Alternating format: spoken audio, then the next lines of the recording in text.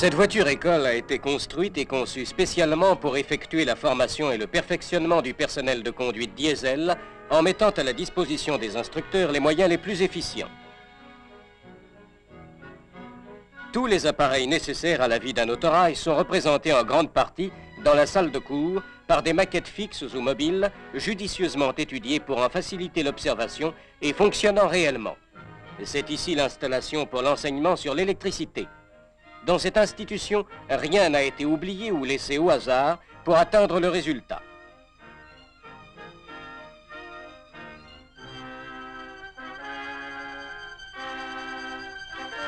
Tableaux noirs, schémas animés, maquettes et moyens audiovisuels permettent de donner un enseignement vivant facilement assimilable par tous les agents de conduite, même par ceux ne possédant que des connaissances élémentaires sur ce genre de traction.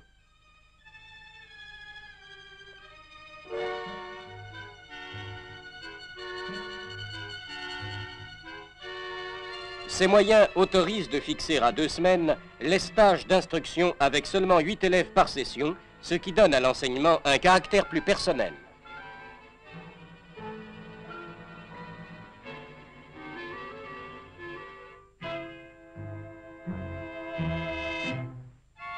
En ouvrant les 8 trappes, formant une partie du plancher de la salle de conférence, on découvre les appareils installés pour l'enseignement du frein et les élèves peuvent suivre aisément et attentivement le fonctionnement des diverses maquettes en écoutant les commentaires de leur instructeur.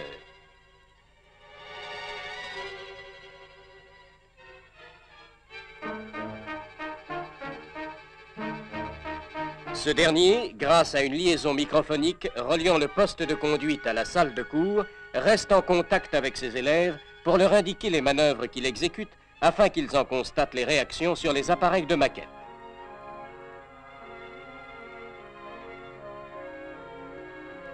Une trappe prenant ouverture de l'intérieur donne accès au-dessous de la voiture placée sur une fosse afin de permettre la visite des équipements installés sous le plancher pour les cours relatifs aux freins. Orientés d'une façon générale sur la recherche méthodique et pratique des pannes, ces enseignements permettront aux conducteurs de remédier rapidement aux incidents de ligne. Dotée de moyens modernes, cette école roulante instruit aussi par l'image et le son. Des projections fixes, accompagnées de conférences enregistrées sur magnétophone, sont faites aux agents dans la salle de cours transformée en salle de projection. Le cinéma, à son tour mis à contribution, fait de cette institution absolument complète un moyen ultramoderne d'enseignement.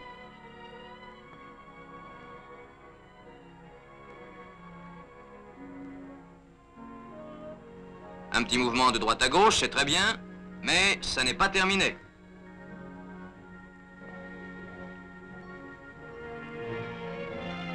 Il faut purger le filtre.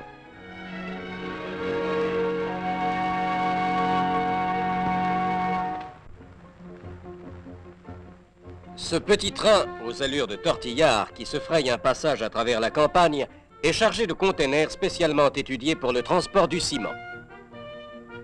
Remorquant son convoi, la locomotive entraîne celui-ci vers la cimenterie, qui, jour et nuit, avec ses machines, broie, malaxe et mélange le calcaire et la chaux pour fabriquer cette matière première utilisée dans des constructions de toutes sortes, le ciment. Matière pulvérulente par excellence et craignant de façon absolue l'humidité, ce produit exige pour sa manutention et son transport de grands égards afin d'en tirer le maximum d'économie. Le problème paraît avoir trouvé sa solution dans l'utilisation de ces containers. Ces appareils étanches, d'un volume de 2 mètres cubes, peuvent recevoir chacun une charge utile de 2,5 tonnes de ciment. Grâce à leur forme géométrique rigoureusement calculée, 8 éléments prennent place sur un wagon plateforme de type courant.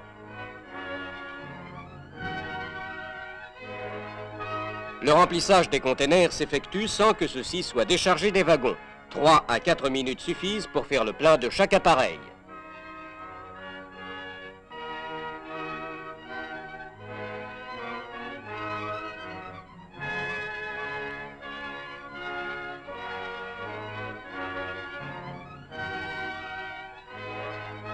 Aussitôt chargé, le train repart. Il va bientôt être pris en compte par la SNCF qui va le faire parvenir rapidement à la gare destinatrice, distante de plus de 150 km de la cimenterie. Il s'agissait ici d'approvisionner en ciment un lointain chantier de grande envergure qui absorbait journellement 280 à 380 tonnes de ciment. Pour satisfaire cette exigence qui ne tolérait pas de défaillance, 400 containers furent mis en jeu. 400 containers qui, comme les godets d'une noria, alimentèrent pendant 4 mois l'appétit féroce de ce chantier.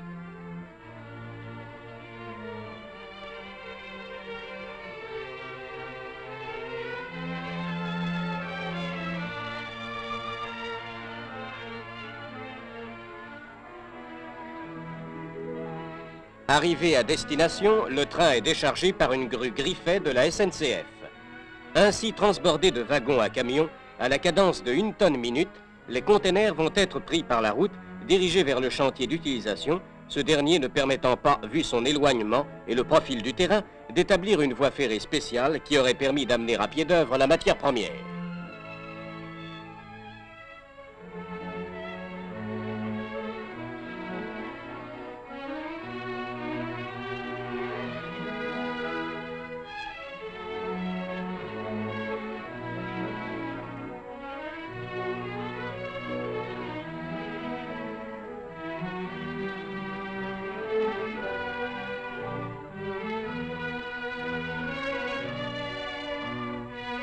Aussitôt chargé et sans perdre un instant, ce camion et sa remorque prennent la route afin de céder la place à un transport revenant du chantier qui, une fois libéré de ses containers vides, transbordés sur le train, sera de nouveau nanti d'un chargement de ciment.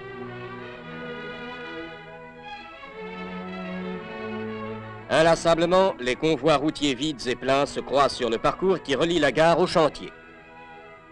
Les avantages de l'utilisation de ce mode de transport ne se traduisent que par des économies. D'abord, suppression des sacs, puis sur les pertes toujours possibles dues à l'humidité et à la pulvérulence de ce produit, et enfin, par l'absence des manutentions autrefois inévitables.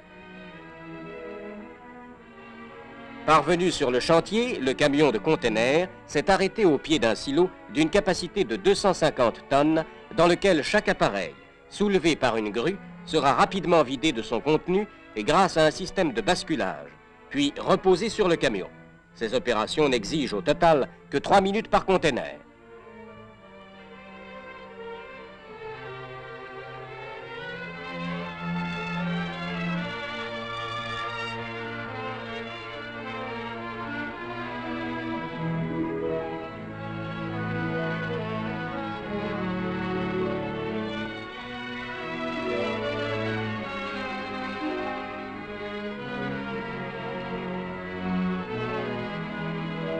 Reconduits à la gare, les containers seront acheminés vers la cimenterie pour y être chargés à nouveau. De très sensibles économies dans le transport ont été réalisées grâce à ces containers qui permettent par leur maniabilité d'obtenir une coordination parfaite entre le rail et la route.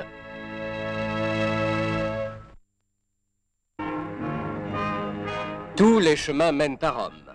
Mais si la question des tunnels routiers transalpins est désormais posée, il n'est plus possible d'attendre leur réalisation et de laisser la France et l'Italie privées de toute relation routière directe interdite pendant 6 mois de l'année par la fermeture du col du Mont-Cenis.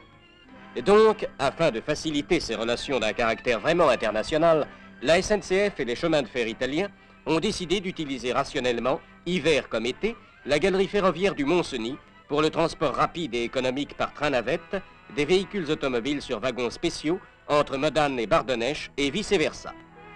À cet effet, à Modane, la route internationale Paris-Rome est reliée directement au quai réservé à l'embarquement.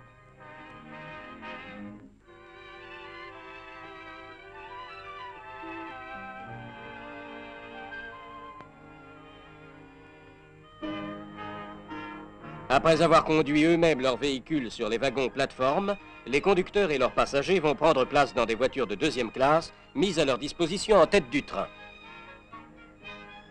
Chaque rame navette peut contenir en moyenne une vingtaine de voitures et de ce fait, le débit du trafic peut être porté en pointe à 200 voitures par jour dans chaque sens.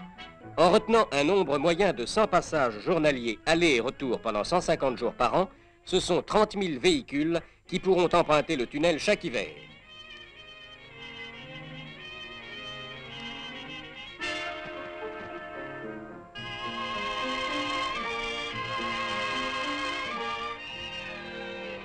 « 25 minutes suffisent pour effectuer le trajet car hiver comme été, la ligne droite n'est-elle pas toujours la plus courte pour se rendre d'un point à un autre?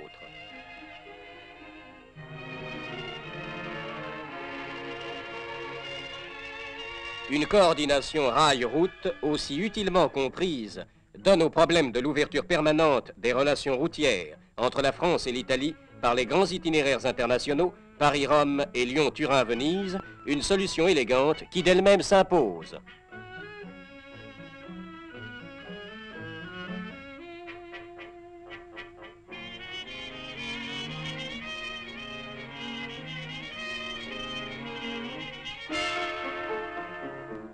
Dans le même ordre d'idées, et à l'occasion du Salon de l'Automobile de Genève, les chemins de fer suisses et la SNCF ont exposé dans la grande cité helvète des wagons équipés pour le transport des véhicules routiers.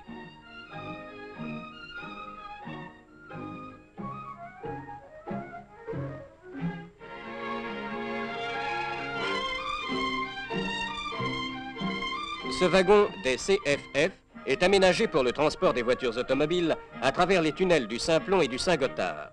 Ce dernier a vu en 1952 le passage dans sa galerie de 48 762 véhicules ainsi transportés.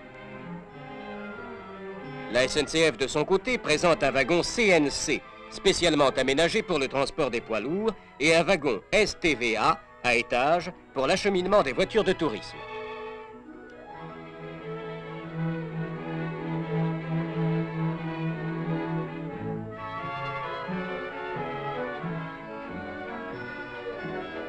À l'issue de l'exposition, le matériel présenté est transporté vers la gare de marchandises sur des remorques routières porte-wagons tirées par de puissants tracteurs. Ce spectacle, assez paradoxal, montrant la route sur le rail et le rail sur la route, s'explique tout simplement par l'impossibilité de décharger les véhicules automobiles sur l'emplacement de l'exposition.